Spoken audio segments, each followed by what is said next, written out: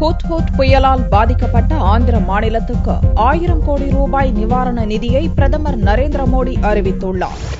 Hudhud புயலால் கடுமையாக பாதிக்கப்பட்ட விசாகப்பட்டினத்துக்கு செவ்வாயன்று பிற்பகல் பிரதமர் நரேந்திர மோடி வந்தார். புயலால் சேதமடைந்த விசாகப்பட்டினம் விமான நிலையத்தில் வந்திறங்கிய மோடியை ஆந்திர கவர்னர் ESL நரசிம்மன், முதல்வர் சந்திரபாபு நாயுடு, மத்திய அமைச்சர்கள் வெங்கையா நாயுடு, கஜபதி ராஜு மற்றும் மாநில அமைச்சர்கள் வரவேற்றனர். பிறகு தனி விமானத்தில் பறந்து விசாகப்பட்டினத்தின் புயல் பாதிப்புகளை அவர் பார்வையிட்டார். அவருடன் கவர்னர் நரசிம்மன், முதல்வர் சந்திரபாபு நாயுடுவும் புயல் பாதிப்புகளை பார்வையிட்டனர். அதன் பிறகு நிருபர்களிடம் பேசிய பிரதமர் மோடி, புயல் பாதித்த ஆந்திர மாநிலத்துக்கு இடைக்கால நிவாரணமாக 1000 கோடி ரூபாய் வழங்கப்படும் என்றார். ஹுட்ஹுட் புயலில் சிக்கி பலியானோர் குடும்பங்களுக்கு தலா 2 லட்சம் ரூபாயும், காயமடைந்தோருக்கு 50,000 ரூபாயும் பிரதமரின் நிவாரண நிதியிலிருந்து வழங்கப்படும் என்றும் மோடி அறிவித்தார்.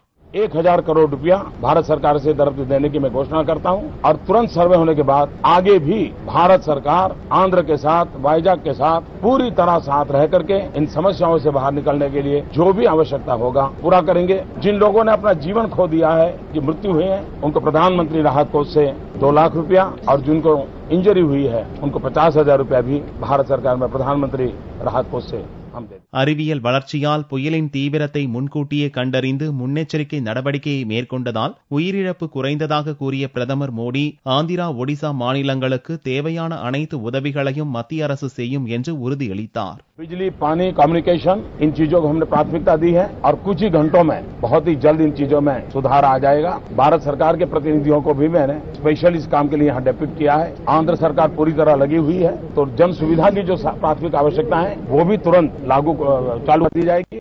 ஹுட்ஹுட் புயல் மற்றும் அதைத் தொடர்ந்து பெய்த கனமழைக்கு ஆந்திராவில் 26 பேரும், ஒடிசாவில் 3 பேரும் பலியாயினர் என்பது குறிப்பிடத்தக்கது.